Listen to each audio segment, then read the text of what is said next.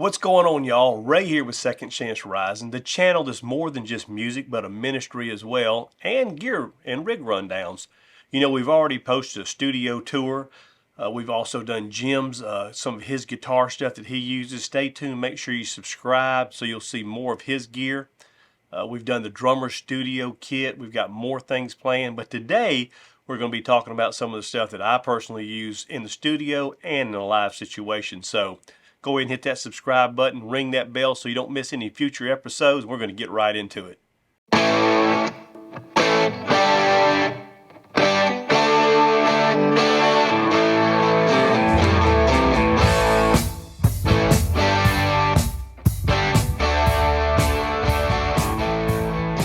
You know, I've got lots of guitars, and we'll get into that in a few minutes. But let's start off with the amps that I've been using.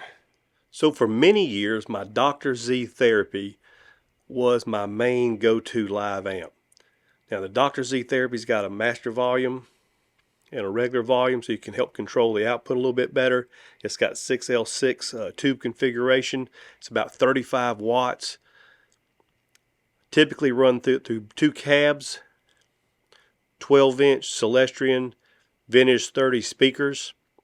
Now that Therapy actually seen some use on our 19th Pew CD, the second one that we did, as well as a little bit on the Be Like Jesus CD as well. So you can hear a lot of that, a lot of those tones on those songs, particularly Salvation, Struggle Is Real. Now after I decided I didn't want to carry a head and two cabinets to so many gigs, and it really wasn't needed, watching Papa Stash, y'all probably seen a lot of his videos on the internet if you're a guitar player for sure. He's a big fan of Divided by 13, so I picked up this Triple C 9/15 Divided by 13 amp and absolutely love it. So that became my gigging amp for quite a while. Now what's so special about this, I'm see if I can get a shot of it.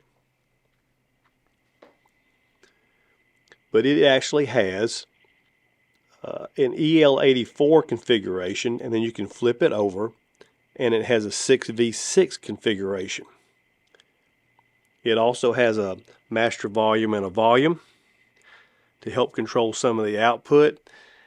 And it also has a switch where one channel is actually 9 watts and one's actually 15 watts.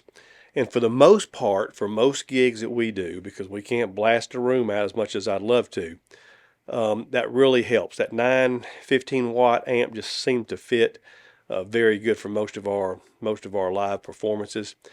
It's a fairly it's a lot easier to carry than my Therapy was. Some of the Be Like Jesus songs were used with Divided by 13, as well as my Ray Obrey Sweet and Salty CD. Got a lot of use for the Therapy on that as well. Now, a very special amp for me is this Princeton. This is about a 1971, late 60s, early 70s, as best I can date it. This used to belong to our keyboard player and guitar player, Bart. He actually had 2 of these. I bought one of these from him. I wanted to keep one in the family. It's pretty special to me. Great little sounding amp. Everything works on it. Everything's original. I did put a Raging Cajun speaker in it, but I've got the original speaker that works fine. Haven't done much recording with it, but it'd be a great little recording amp. But I just love to plug that in here when I'm just kind of playing around and want to keep things at a moderate volume. But man, what a sweet little amp. Next on the list is another Fender, a Deluxe Reverb. It is a, I can't remember what year. I've had this about 5 years. It literally probably doesn't have 4 hours of playing time on it. I picked this up, I think I was selling the guitar, which I rarely do. And the gentleman didn't have enough money and took this in really basically on a kind of a trade. But this has the custom circuit and the vintage circuit. It's a beautiful sounding amp. I just never tend to plug into very much. Still have all the original paperwork still I've just left on the top of it. But everybody knows these amps. These are just staples. These are just great clean platforms for pedals. So this is the only amp that I really have that has reverb on it. Everything else is a non-reverb amp, so I use my pedal board for the reverb, so I can use different styles of reverbs. So speaking of that, let's check out my pedal board. So this will surprise a lot of guitar players, but this pedal board configuration, for the most part, I've had for 3 or 4 years. And basically the brains of the outfit is I start off with the ES5 Boss switcher. Everything is hand soldered, kind of like the Rig Doctor. Kind of watched a lot of his videos and learned a lot from him. Goes to one of his Ultrasonics Vertex. Timmy, one of my favorite pedals. I've got a couple of those as a spare. My RC Clean Boost, which is pretty much a staple, stays on all the time just to hit a little bit of the front of the amp. And this is a Klon clone. Bought this from a gentleman off the Dr. Z forum. Can't remember his name. If I can find it, I'll put a link down below. But that Klon clone, you cannot tell the difference between that and the original. And then we kind of go overkill for me. Got the timeline delay from Strymon. I probably use only about 3 or 4 different delay settings. Got the Big Sky reverb. Everybody's familiar with. I use basically spring and a hall reverb for most of my stuff. I only really use 2. Then I got the Mobius from Strymon, which I use a little bit of chorus, maybe a little bit of phaser, flanger type effects, but not very much. For the most part, I stay, with this 5 switchers, I pretty much have about five different tones from my rig setup. A clean tone with a little chorus, and then 3 different levels of dirt. Just a little bit of a breakup, and then 2 different levels of lead that I may use for either a single coil or a double coil. And the way I use the Ultrafonics, the Timmy, and the Klon clone together is I basically have 2 of those combined to work with single coils, and then 2 of them, or I add a third one to use. Or let me back that up. I'll typically use 2 for humbuckers, like my PRS or my 335 if I want some dirt, and then for my single coils, then I may add 3. But I've got it kind of configured where I kind of can join those together for either single coils or humbuckers. So it works out really well for me. So this is a little bit crazy, because if you'd asked me 3 or 4 years ago, or even last year, if I would ever be using a modeler instead of an amp, I told you it was crazy. But I tell you, this next item I want to show you, it's my FM3, it's my Fractal, and I'm really, really loving it. So here's what we got, y'all. So I've tried some Line 6, the Helix, and I've tried some other modelers, and I never really have liked them. I'll just be honest with you. I never liked the dirt section of it. The effects, like the reverbs and the courses and things like that, were okay, but I just never did use much of that anyhow. But this Fractal amp modeler works really, really great, and it's so easy to use. It basically has, if I can get it right, for every preset, it has 8 scenes in every preset, and it's controlled all by the front of the board. You can also, so you have your preset button, and y'all can look up reviews on these. They're a lot better than what I'm giving you. Maybe I'll give you a little bit more of a review later on. So for each preset, and there's hundreds, 500 or 600, or maybe even more than that. Obviously, I don't need that many. For every preset, you have 8 scenes. And then you can also control all of the effects. So you can have in a scene and just click your effects on and off if you like. Or you can just have it all already preset, which is what I do. I just change from scene to scene. Then you can control all that through what they call the FM6. And here I've got, this is my dirty channel. I've got it set on right now for my song Moving On. This is a preset. See if that'll come in. That's a Paisley type tone. It's a pretty clean tone. This kind of models a wrecked amp, Dr. Z Rec. I don't even know what that is. That's just a spare. I actually run an acoustic through that too, so I don't have to change amps or anything like that. I can just flip that. I've got that set up for acoustic. This is for one of our other songs, and I can just easily change through those. Now the best advantage of a Fractal is when I go to a gig, I just carry those 2 in a small studio cushions bag, and and 2 guitars, and I'm done. I can set up, plug directly into the PA, got my in-ears or my monitors from the stage, from my stage volume. You don't have to worry about feedback as much. Man, I'm just loving it. I've done about 3 or 4 live gigs with this now so far, and I can't complain. The sound guy said it was spectacular the first time I'd ever used it, so I got a little confidence from it. It was easy for him to set up the sound. The last gig we did, Crossbridge Christian Music Festival, the sound guy, one of the guys there, said, man, it was just a really, really nice sound. So I'm pretty stoked with this so far.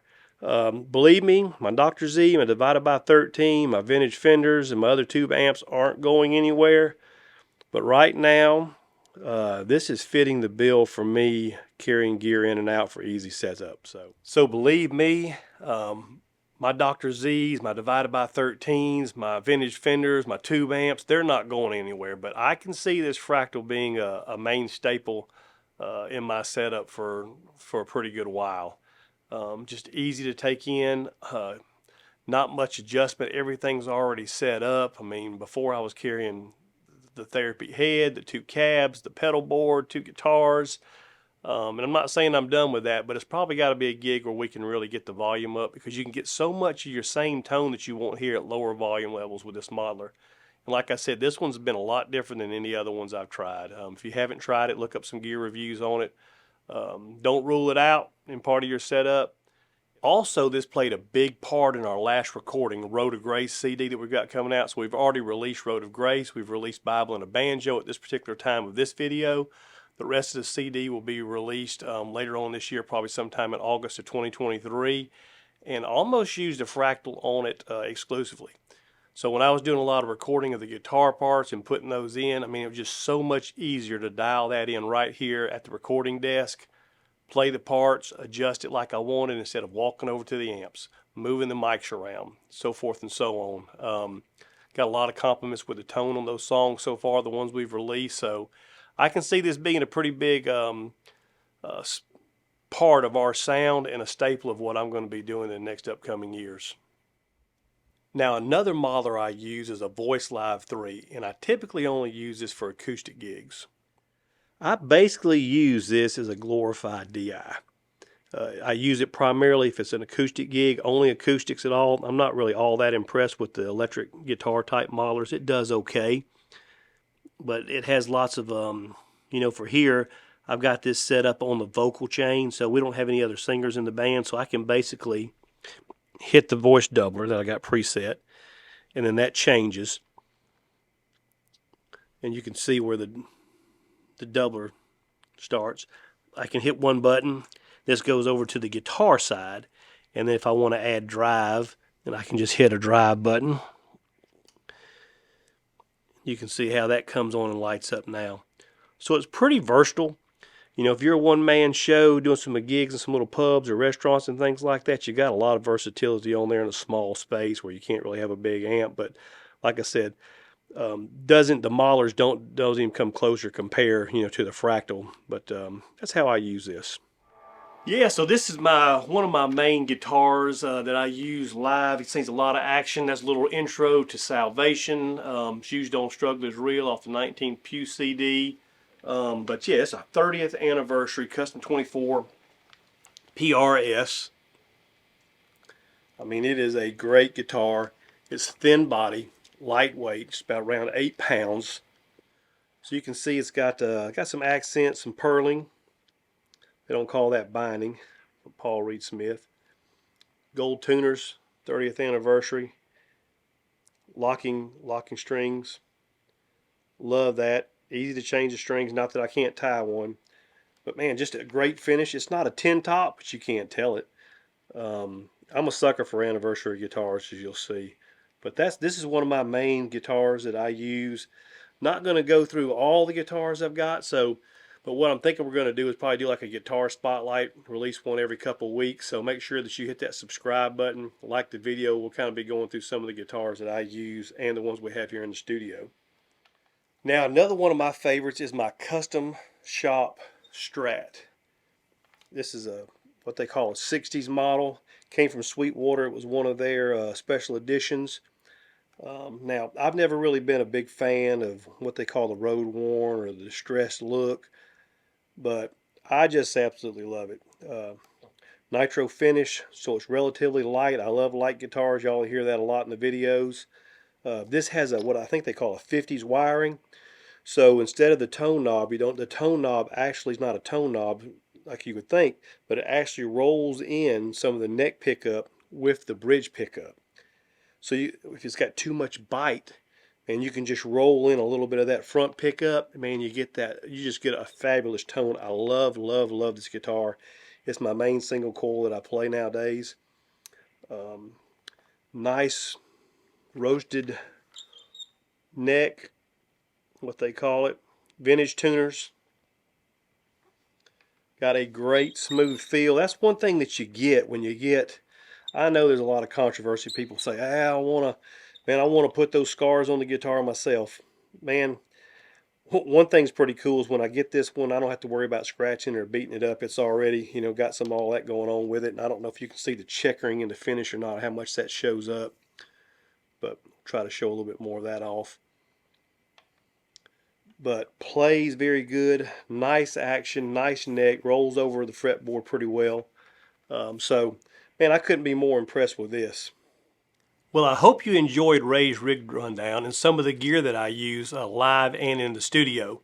I'll post a link at the end of this video to our other rig rundowns where we feature Earl's studio drum kit that he uses, as well as Jim and some of the guitars and effects that he uses. Also, a pretty special one is from Bart. It's got a nice vintage Les Paul in it. Guitar players are definitely not going to want to miss that one. We got Keith's bass rig rundown is going to be coming up. And don't forget, you're going to definitely want to subscribe and ring that bell because we're going to start our guitar spotlight and feature some of the guitars that we use here in the studio and live. We'll get that schedule worked out. And in the meantime, we really appreciate your support. God bless you. Keep looking up. We'll see you on the next video.